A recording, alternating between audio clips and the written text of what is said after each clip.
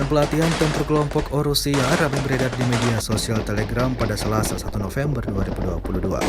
Prajurit menjalani koordinasi pertempuran di wilayah Saratov. Instruktur berpengalaman berbagi pengalaman mereka dalam pelatihan taktis, api, teknik khusus, dan medis, juga mengajarkan cara menangani peralatan militer. Namun kali ini para pasukan cadangan berfokus pada latihan menembak. Dengan menarget sebuah bangunan, para pasukan cadangan seolah-olah beraksi menembaki lawan pada bangunan tersebut. Tampak mereka sangat lihai dalam memainkan senjatanya, juga sangat gesit bergerak. Melihat perkembangan dari para pasukan cadangan Rusia, lagi-lagi membuat khawatir para pasukan Ukraina.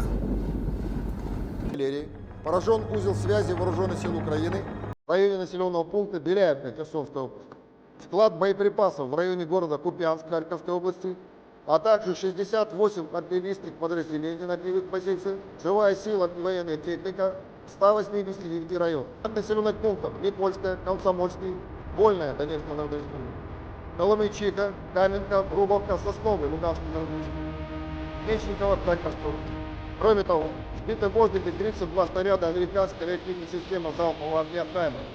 В районах населенных пунктов Угляр, Ключевое, Донецкая, Новая Каховка, Ольговка, Вершитравнева, Львова, на реактивный снаряд в районе